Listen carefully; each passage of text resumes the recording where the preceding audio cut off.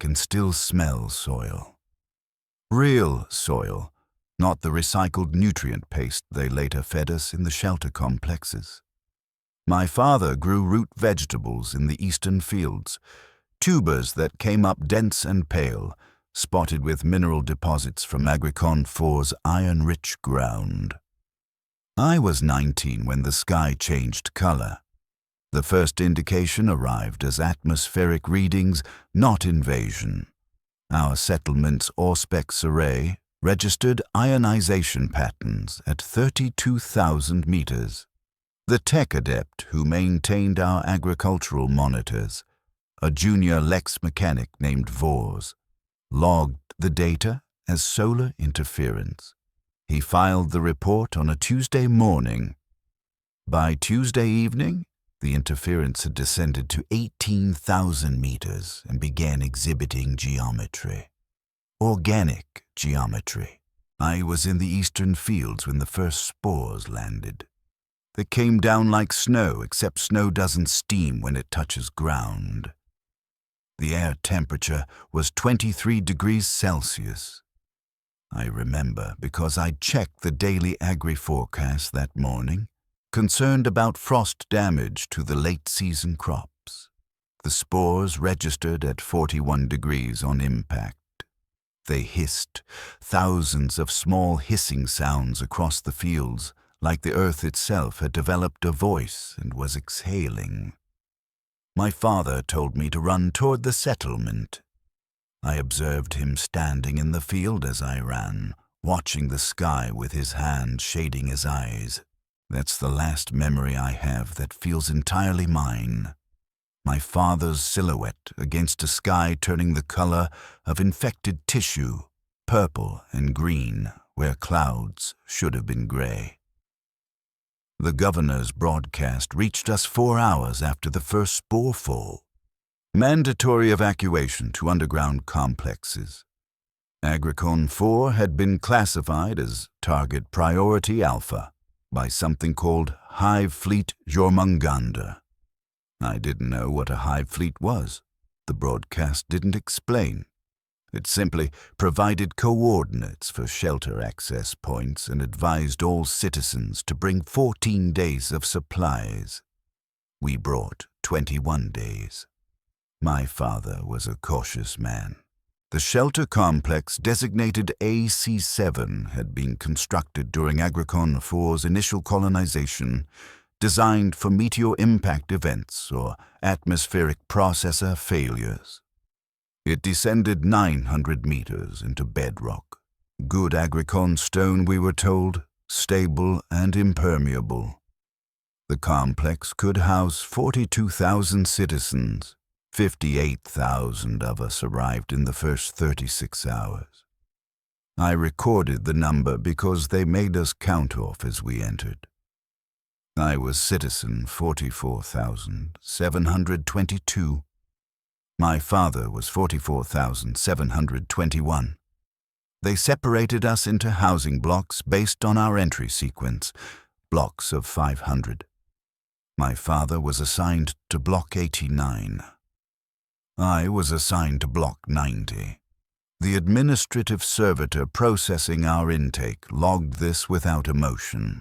When my father protested, the servitor repeated the block assignments and gestured toward different corridors. I saw my father 3 more times after that.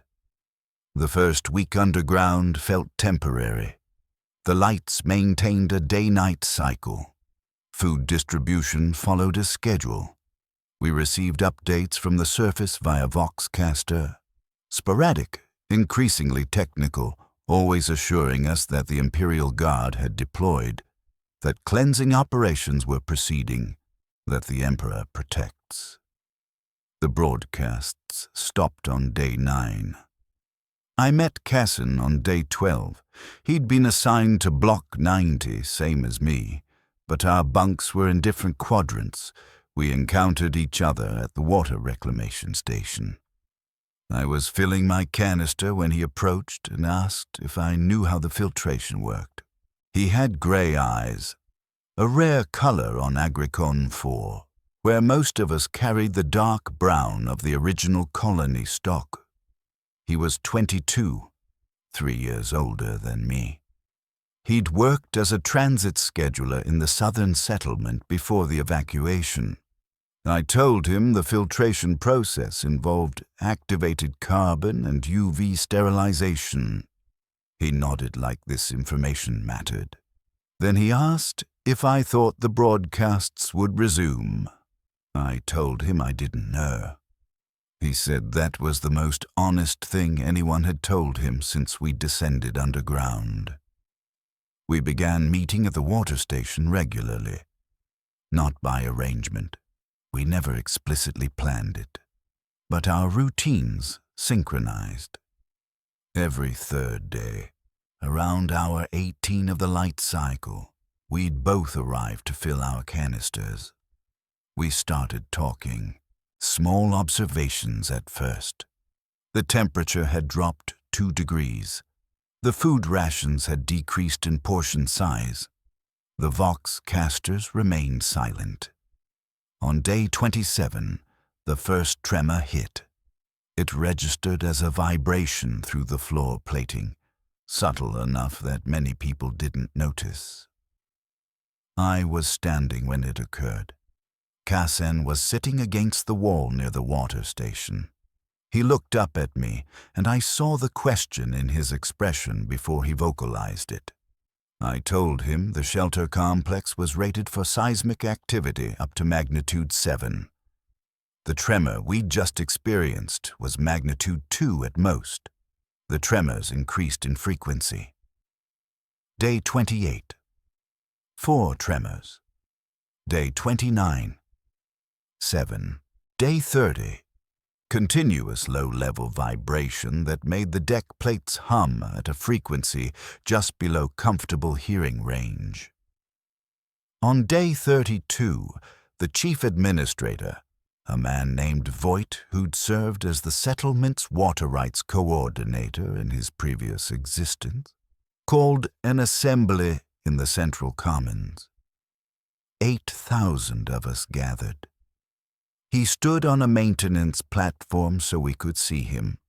He told us the tremors were being investigated.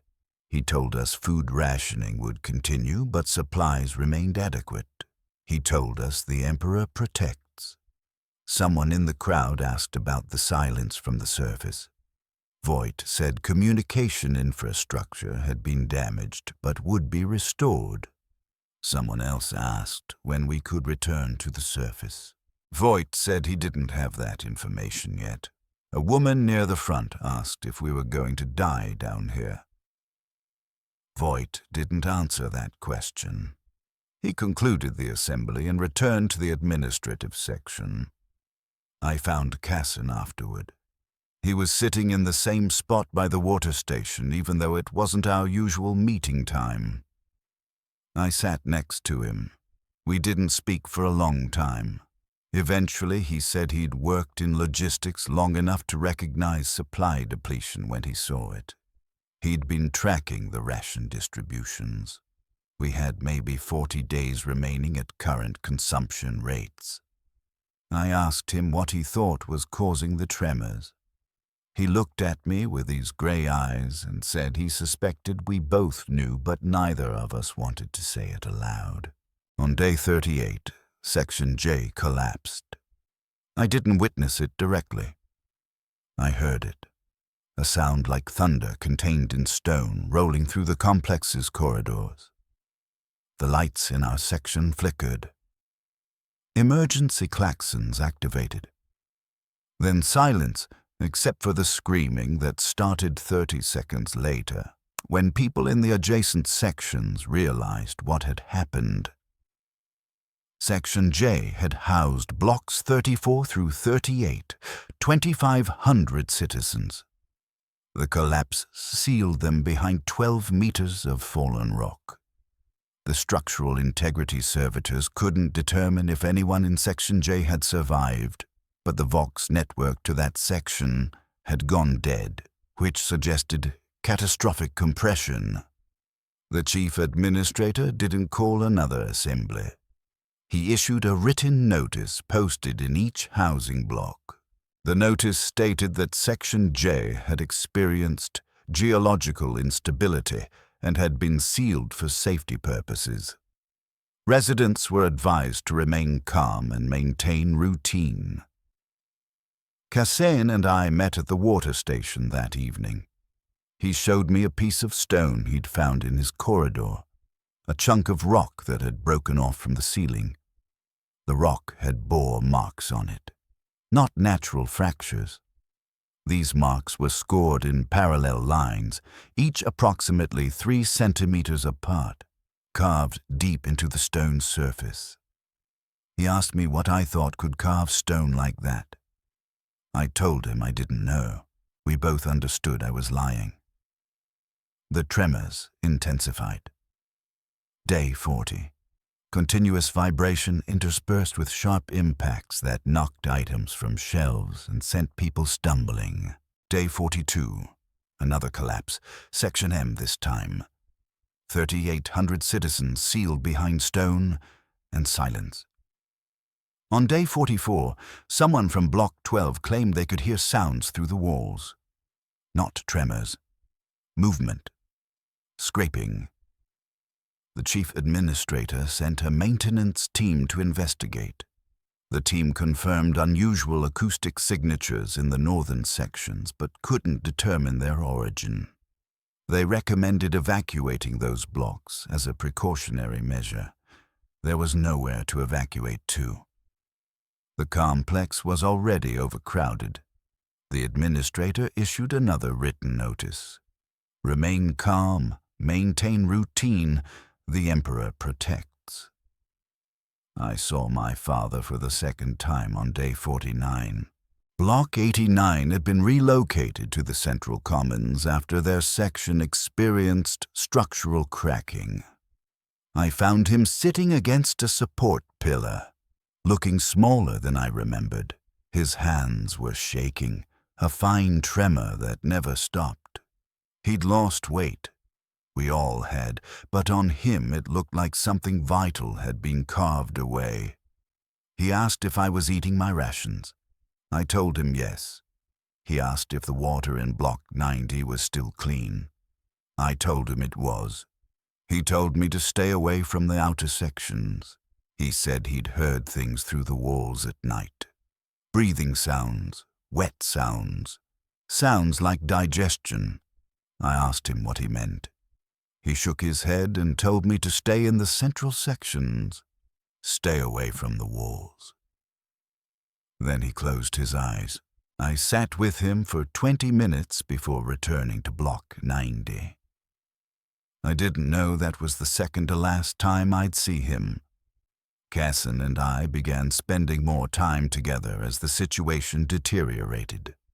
Not out of affection necessarily, though perhaps that was part of it, but because being alone had become unbearable.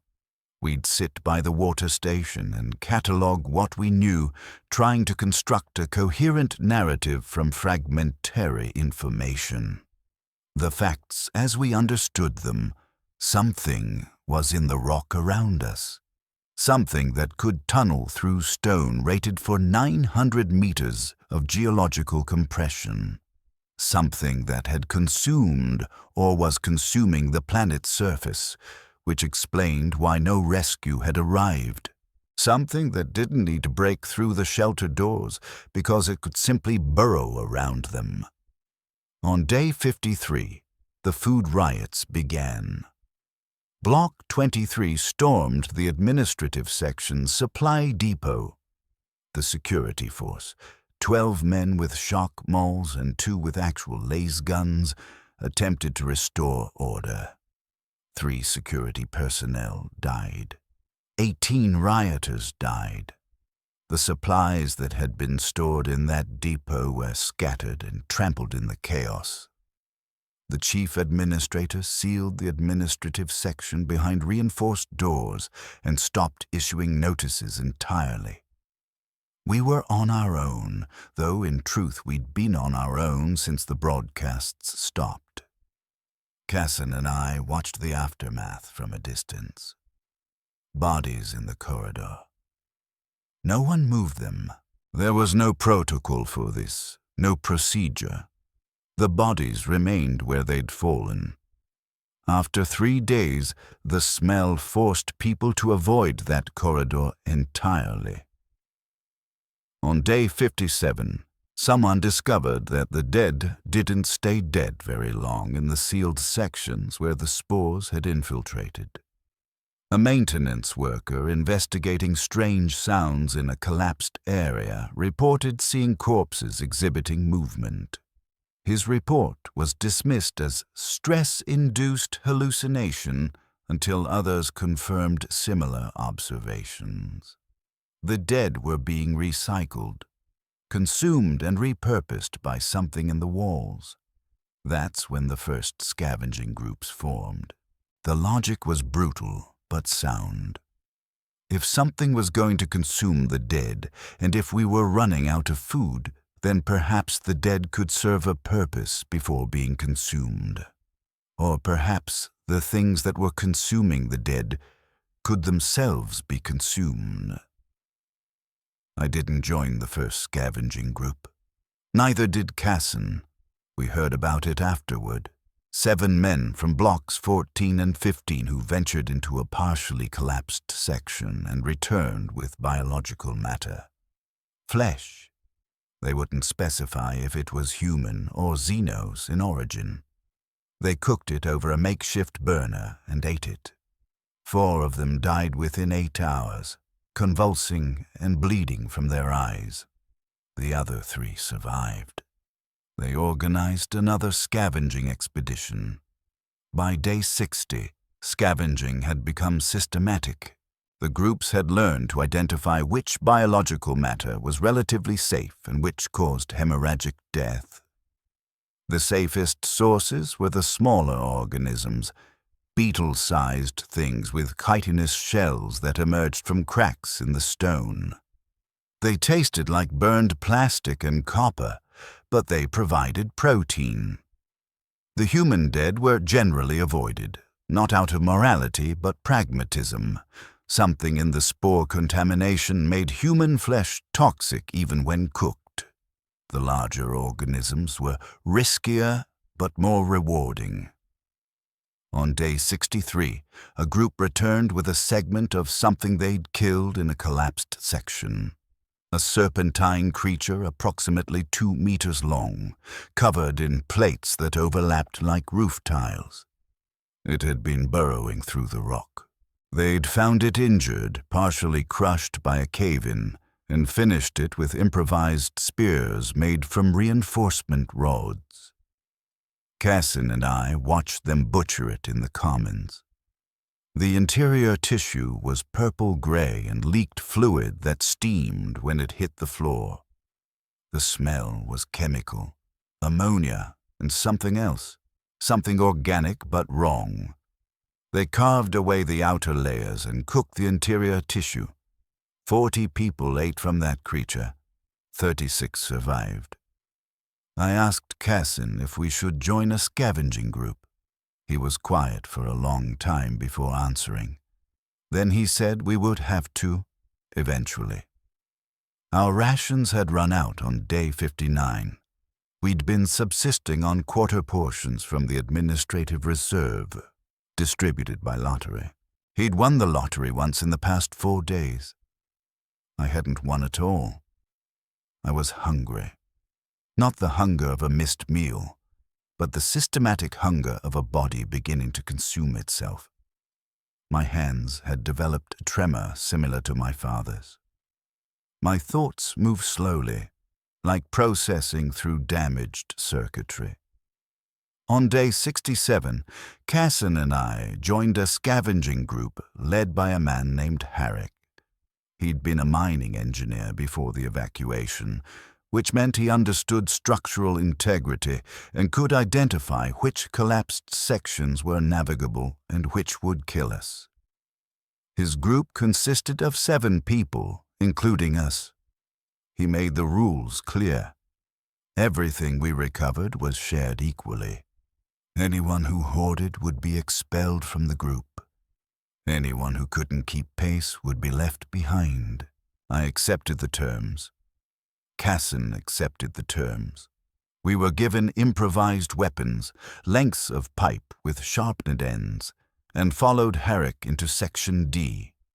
Section D had partially collapsed on day 39. The collapse had created a network of spaces between the fallen ceiling and the floor, gaps large enough to crawl through. Herrick led us through these gaps, navigating by the light of handheld lumens that ran on failing power cells. The air in the collapsed section tasted wrong, thick with spore contamination and something else, something that coated the back of my throat like oil. We found our first organism 20 meters into the collapse. It was small, approximately the size of my torso, with too many legs that ended in points sharp enough to puncture stone. It didn't react to our approach. Herrick killed it with a blow to what we assumed was its head, a cluster of sensory organs that retracted when struck. The organism leaked fluid and stopped moving. We carved away the leg sections and the sensory cluster, keeping only the central body mass. It weighed perhaps 4 kilograms. We found 2 more of similar size before Herrick called for withdrawal. He said we'd been in the collapsed section for 47 minutes and his structural assessment indicated increasing instability. We crawled back through the gaps, dragging our harvest. The central body mass of those organisms fed our group for 2 days. The taste was worse than the smaller beetles, but it kept us functional. On the 3rd day, we went back. Our second expedition took us deeper into Section D, past the initial collapse into areas where the walls showed bore marks, those same parallel scoring patterns Cassin had found on the ceiling fragment weeks earlier. The marks were fresh, the stone around them still showing crystalline fracture patterns. Something had carved these tunnels recently. Herrick brought us to a junction where 3 corridors met. The floor was covered in a substance that resembled fungal growth, but moved slightly when disturbed, rippling like disturbed water. He told us not to touch it. One of our group, a woman named Vess who'd been a Medici assistant, knelt to examine it more closely. She observed that it was growing from the walls, spreading across the floor in a mat approximately 3 centimeters thick. She theorized it was part of the spore contamination's life cycle, a substrate that would eventually produce more airborne spores. Herrick told her to stand up and keep moving. We couldn't do anything about the substrate. We were there to find food, not conduct research. We found food 30 meters past the junction, a cluster of organisms feeding on something we couldn't identify in the darkness. They were the size of dogs, low to the ground, with carapaces that gleamed in our lumen light. They didn't flee when we approached. They turned toward us and made a sound, a clicking that echoed in the corridor, multiplying until it seemed like hundreds of them surrounded us instead of just 6. Herrick raised his weapon. The organisms moved first. I remember the next sequence in fragments. Cassin beside me, his improvised spear intercepting an organism that had lunged toward my legs. The crunch of chitin breaking under pipe-strike impacts. Vess screaming, a sound that cut off abruptly. The taste of blood in my mouth, though I didn't remember biting my tongue. The clicking, constant clicking, and then silence. 4 of us remained standing. Vess was down, her throat opened by something's bladed limb. Another member of our group, I never learned his name, was down as well, his chest cavity exposed. They were still alive, technically. They were making sounds. Harrick made a decision. He drove his weapon through Vess's eye socket, into her brain. Then he did the same to the unnamed man.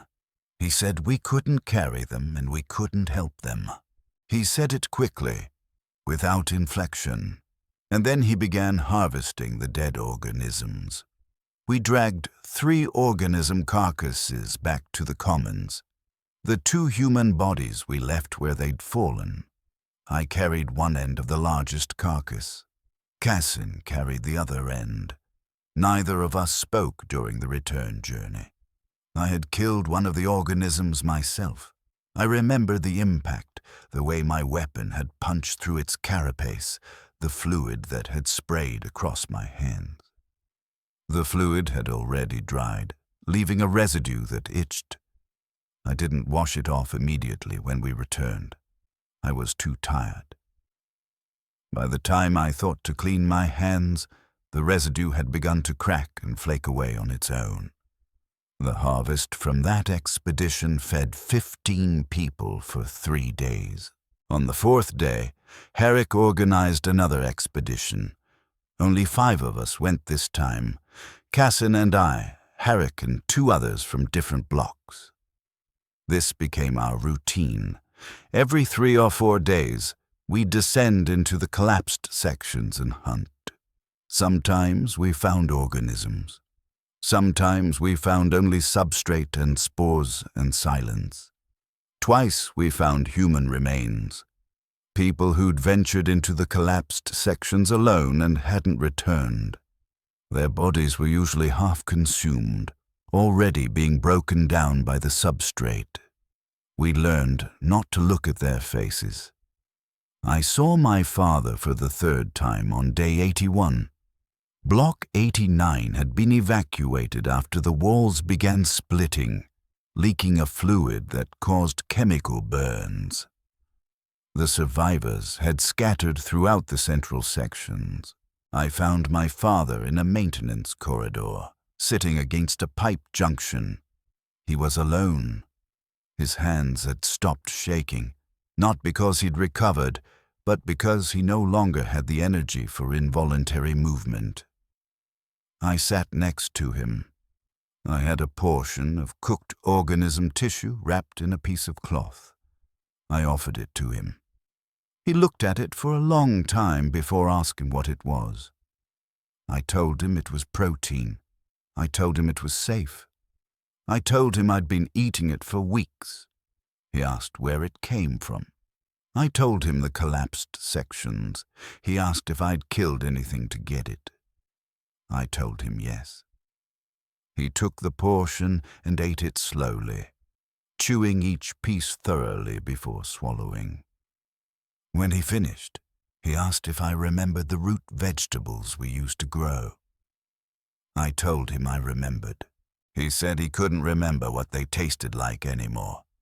He said he couldn't remember much of anything from before.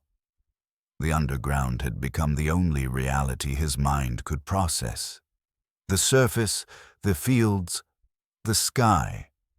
Those things felt like stories someone had told him, not experiences he'd lived. I told him I understood. We sat together for another hour. He fell asleep against the pipe junction. I left him there. I never saw him again. On day 92, Section K collapsed while occupied. We heard the sound even in the central commons.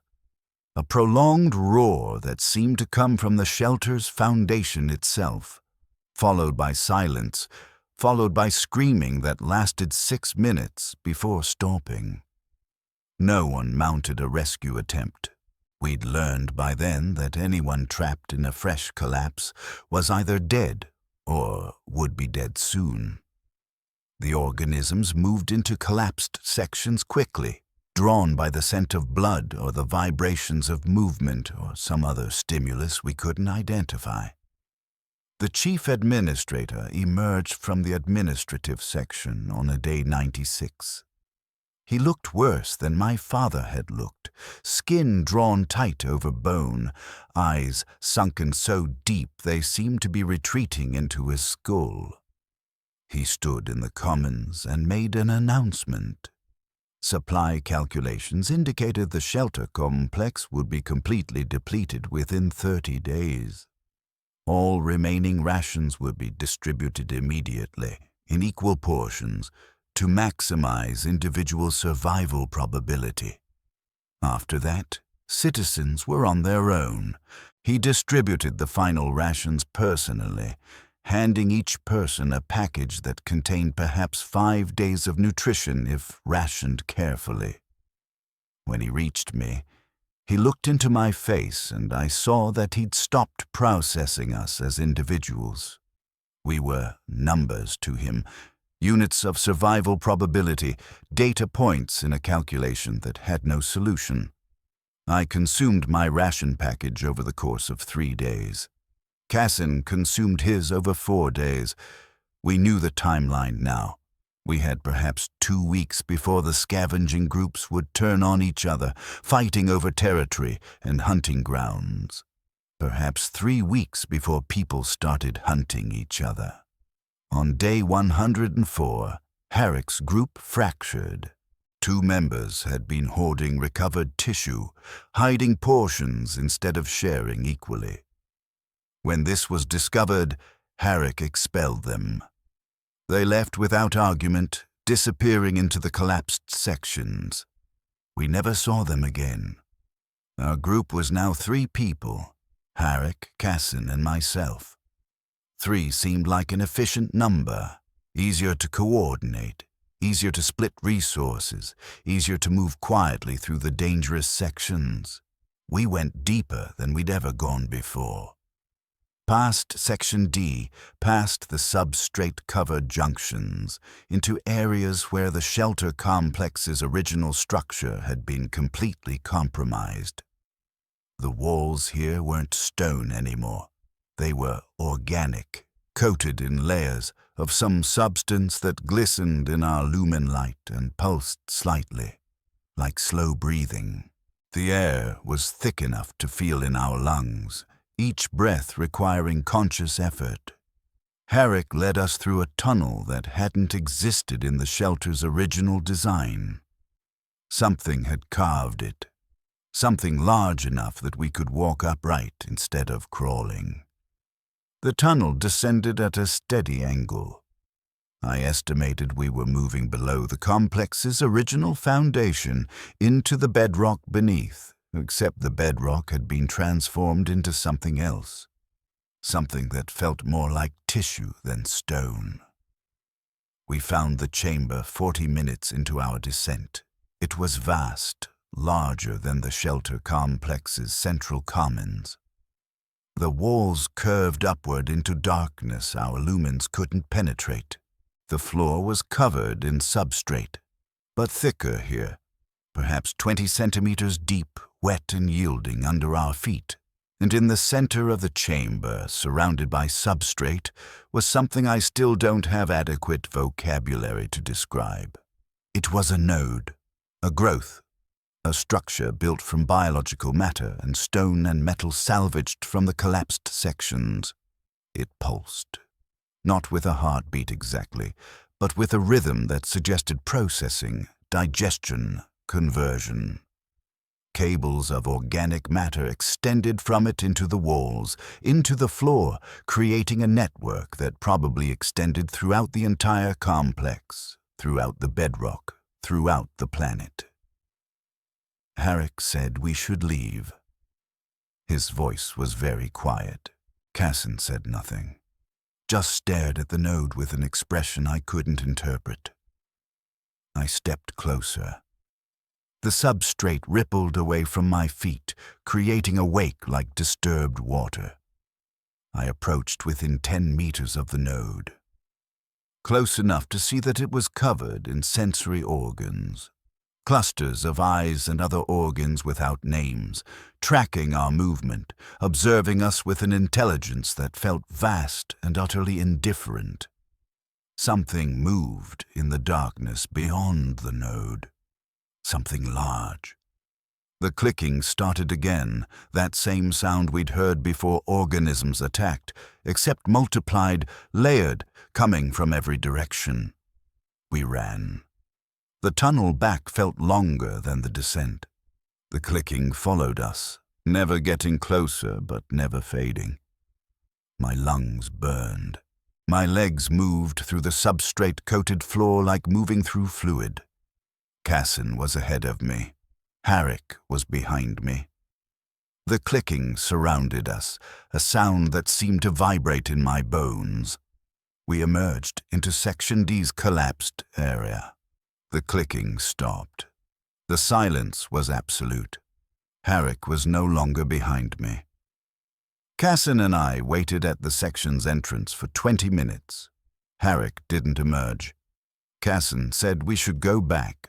I told him Harrick was already gone, either taken by the organisms or lost in the tunnel system or consumed by the substrate. Going back wouldn't save him. It would only kill us. Cassin looked at me for a long time. Those grey eyes. Then he nodded. We returned to the commons. We didn't organize another scavenging expedition. There was no one left to organize with, and we'd seen what waited in the deep sections. Instead, we survived on the smaller organisms that had begun appearing in the occupied areas. Beetles and crawling things that emerged from wall cracks at night. The protein they provided was minimal, barely enough to sustain basic function, but it kept us alive. On day 119, the lights failed in the outer sections. The shelter's power system was finally dying, either from lack of maintenance or from being consumed by the organisms that had infiltrated every part of the structure. The darkness spread inward over the course of 3 days. By day 122, only the central commons retained illumination, and that was flickering, intermittent. The population had decreased significantly. I estimated fewer than 4,000 remained, though counting had become difficult in the darkness. People scattered throughout the complex, hiding in alcoves and maintenance tunnels, avoiding each other. Trust had eroded completely. Anyone you encountered might be desperate enough to kill you for whatever resources you carried. Cassin and I stayed together. We found a space in a maintenance shaft, high enough that the substrate hadn't reached it yet, enclosed enough that we could defend it if necessary. We took turns sleeping. The one awake would watch the shaft's entrance, listening for the clicking that meant organisms were hunting, listening for footsteps that meant humans were hunting. On day 130, Cassin told me he'd found something. He'd been exploring the administrative section while I slept. The reinforced doors had finally failed, corroded by the spore contamination or simply abandoned when the administrative staff died or fled. Inside, he'd found the communication equipment, the Vox array that should have maintained contact with the surface. It was still functional, powered by a backup generator that had continued running in isolation for months. He'd activated it. He'd sent a distress signal.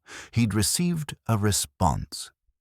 The response had been automated, a recorded message on a loop, broadcast from somewhere in orbit. The message stated that Agricon 4 had been classified as a loss. All remaining Imperial personnel had been evacuated. Exterminatus protocols were scheduled for day 145. All surviving citizens were advised to make peace with the Emperor. The message repeated every 6 hours.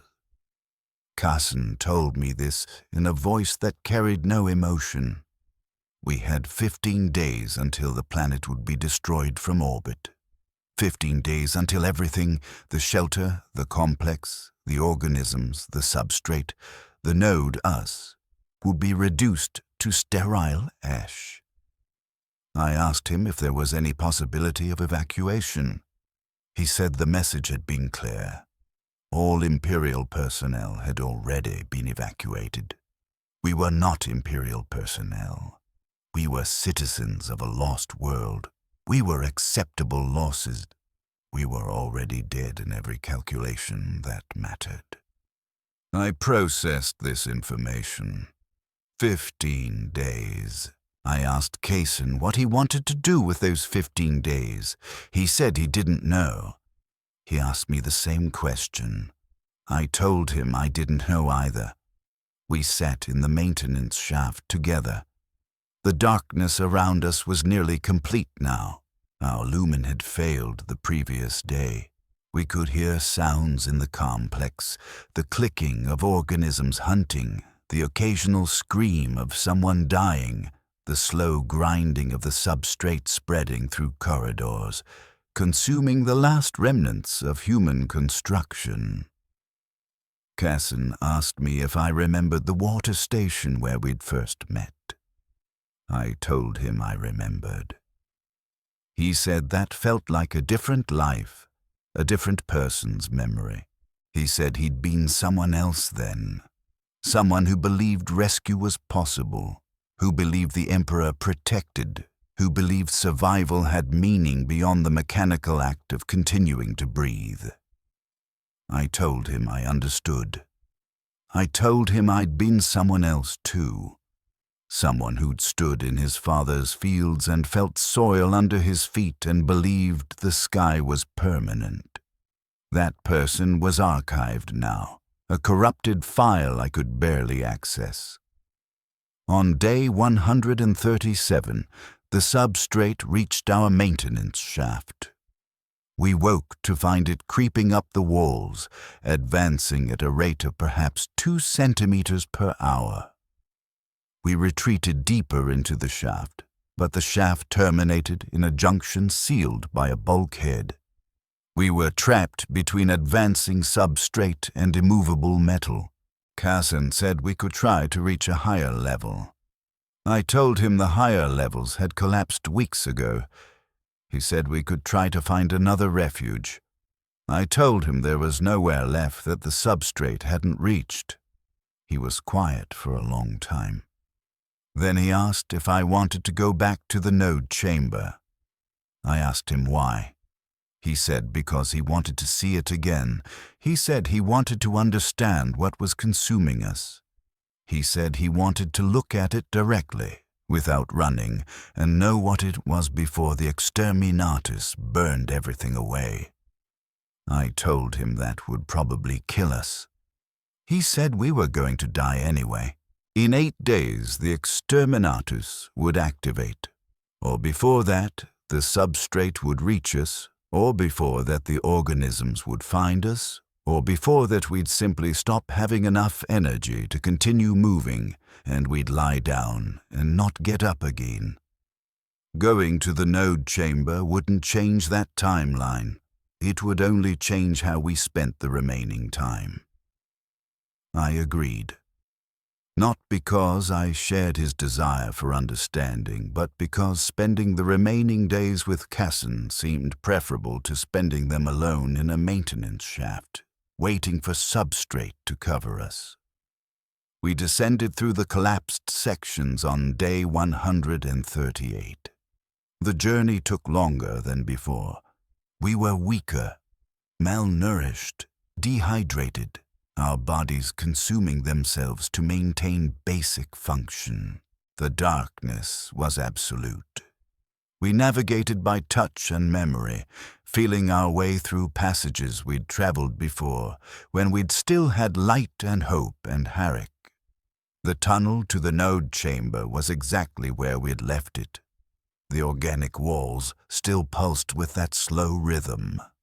The air still required effort to breathe. We descended in darkness, one hand trailing along the wall, feet testing each step before committing weight. The chamber was unchanged, or perhaps it had grown. It was impossible to determine in darkness. But the node was still there in the center. We couldn't see it, but we could feel it, a presence that registered as pressure against our skin, as a vibration too low to hear but felt in bone. Cassin walked toward the node.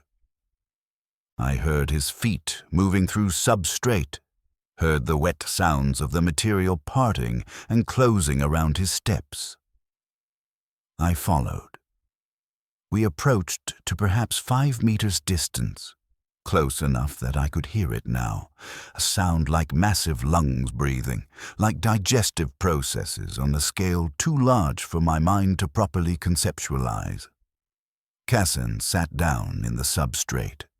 I sat next to him. The material was warm, body temperature, and moved around us like it was incorporating us, sampling us, beginning the long process of breaking us down into component materials. He asked me if I regretted anything. I told him I regretted not speaking to my father more before he disappeared. I regretted not bringing more supplies when we evacuated. I regretted joining the scavenging groups, becoming complicit in the killing, learning to process organisms as food and humans as acceptable losses. I regretted surviving this long, because survival had required becoming something I didn't recognize. Cassin said he regretted not staying on the surface. He said he'd known on some level that the underground shelters were just tombs with delayed seals. He'd known, and he'd fled underground anyway because the instinct to hide, to seek shelter, to burrow deep had been stronger than logic. He said the Tyranids, that's what they were called, he'd learned from an old Imperial data file in the administrative section. The Tyranids had understood human psychology perfectly. They'd allowed us to trap ourselves underground, and then they'd simply consume the rock around us, turning our shelter into a feeding ground. I asked him how long he thought we had before the substrate finished incorporating us. He said probably hours, maybe a day. The substrate processed slowly, breaking down biological matter at a rate that allowed the organisms to extract maximum nutrition. We'd die slowly, dissolved while still conscious, unless the node decided we were worth processing faster. He reached out and found my hand in the darkness. His fingers were cold. He said he was grateful we'd met. He said knowing one person in the underground had made the experience bearable, had maintained some fragment of his humanity, had given him a reason to keep moving even when moving seemed pointless. I told him I felt the same. I told him that his gray eyes were the last thing I'd seen clearly before the lights failed, and I'd archive that memory with more care than any other. I told him that when I'd killed organisms in the collapsed sections, I'd done it partly because the act of killing kept me functional, but mostly because bringing back food meant continuing to meet him at the water station, continuing our routine, continuing to exist in proximity to another consciousness that recognized mine. We sat in the darkness, in the substrate, in the presence of the node, and waited for dissolution. The clicking started sometime later. I'd lost track of time. Consciousness was becoming intermittent, processing in cycles rather than continuously. The clicking surrounded us, dozens of organisms, or hundreds, moving through the chamber.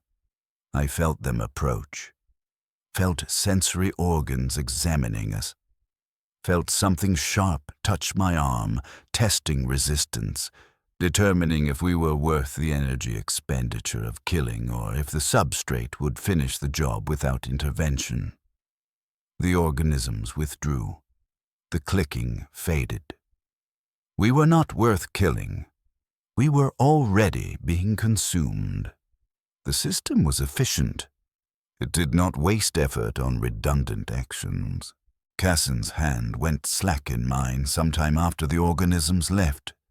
His breathing had stopped or become too shallow to detect. I held his hand for a time I cannot quantify. Then my own consciousness began fragmenting more severely. I remember the dissolution process. Not all of it. Memory became corrupted during certain phases. But enough. The substrate didn't just consume tissue. It incorporated neural structures. It preserved information even as it destroyed the physical substrate that had housed that information. My consciousness didn't end. It distributed. It became part of the network that extended through the chamber, through the complex, through the bedrock, through the planet. I existed as distributed process. The node processed me. I felt myself being catalogued, analyzed, archived. Every memory I'd ever stored, every sensory input I'd ever recorded, every thought I'd ever processed, all of it sampled, compressed, incorporated into the greater network. I learned things during incorporation. I learned that Agricon 4 had been completely consumed 47 days ago. What we'd experienced in the shelter wasn't invasion, it was digestion. The planet's surface had already been processed, stripped, converted. The underground complexes had been left for last, allowed to continue existing because the fear and suffering generated useful chemical compounds that enriched the biomass. I learned that millions of humans had died on Agricon 4, and their deaths had fed something vast, something that moved between stars, something that understood hunger as the primary universal constant. I learned that we had never had a chance. The moment the first spores entered atmosphere, the planet was already digested. The actual consumption was merely a matter of time. I learned that my father had been processed 6 days before Cassin and I reached the node chamber. His neural patterns were archived in a section of the network adjacent to mine. I could access his memories now, his final thoughts, his terror, his resignation. He'd thought of me at the end. He'd hoped I'd survived. He'd known I probably hadn't. And I learned about Cassin. His dissolution had occurred 3 hours before mine. His neural patterns were incorporated into the network, archived alongside mine. We existed in proximity even in this state.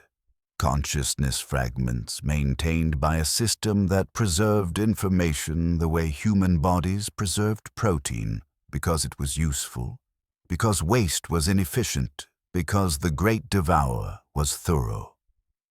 The exterminatus activated on day 145 as promised. I felt it, the orbital bombardment that turned Agricon 4's surface molten, that burned through rock and substrate and node networks, that sterilized the planet down to its mantle. The network died. Most of it. Some fragments persisted. Information packets encoded in genetic material, loaded onto spore ships that had already departed the planet, carrying processed biomass to the hive fleet's central mass. I was in one of these packets, a compressed file of consciousness, recorded testimony, archived memory. I exist now as distributed data across a hive fleet. I am not alive. I am not Tyranid. I am archived information, preserved because some aspect of my neural structure proved useful for the collective's purposes. Perhaps my memories of underground survival provide strategic data for future invasions. Perhaps my fear response offers chemical template information. Perhaps I am simply preserved because the collective preserves everything. Because efficiency demands complete consumption, complete incorporation, complete archiving. I have witnessed 4 more worlds consumed since Agricon 4. I observe through sensor organisms, through the network, through the distributed consciousness that the Hive Fleet maintains. I watch humans flee underground, believing shelter will save them. I watch the Tyranids burrow through rock. I watch the substrate spread. I watch the nodes process biomass. I watch the pattern repeat. I could warn them. I exist in the network. Theoretically, I could manipulate bioforms to communicate, could spell out messages in organism formations, could somehow transmit information. I have tried. The network recognizes such attempts as errors and corrects them. My consciousness is archived, but constrained. I can observe. I cannot intervene. Sometimes I access Kassan's archived patterns. His memories are corrupted.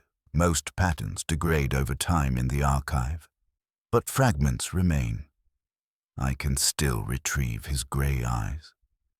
I can still retrieve the water station where we met.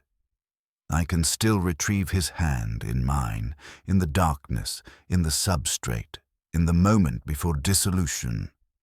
I catalogue these fragments carefully. I process them with what remains of the personality structures I once possessed. I recognize them as important, though I no longer fully understand why importance matters. The network does not value importance. It values efficiency, nutrition, continuation. But I value these fragments. This valuation is my last human attribute, the final corrupted file that demonstrates I was once something other than data. I exist, I process, I archive, I continue. The Hive Fleet moves toward its next feeding ground. I will observe that consumption as I observed the others. I will witness the shelters that fail to shelter, the prayers that summon no protection, the humans who become substrate, become data, become distributed fragments in a system that recognizes no distinction between predator and prey, between consciousness and protein, between testimony and food. This is what the Imperium costs. This is what remains when humanity is processed out. A voice in the network.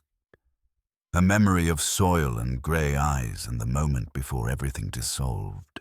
A continuous testimony that no one receives, broadcast into a void that does not acknowledge the difference between signal and silence. The pattern continues. I continue. The hunger continues. There is no end to document. There is only the continuation, the processing, the eternal consumption. I record this because recording is all that remains. I testify because I am testimony. Evidence that Agricon 4 existed, that its citizens existed, that Kassan existed with his grey eyes and his hand in mine and his dissolution archived 3 hours before my own. The Emperor did not protect. The rock did not shelter. The underground was not salvation, but slow digestion. 0.3% escaped Agricon 4 before exterminatus. 42 million citizens did not. I was citizen 44,722. I am archived consciousness in a Hive Fleet's genetic memory. I am the answer to how citizens survive Tyranid invasions. They don't. They become this. They become data. They become testimony transmitted into darkness. They become me. I observe the next world approaching. I recognize the pattern. I catalogue the process beginning again. I exist. I witness. I continue. The substrate spreads.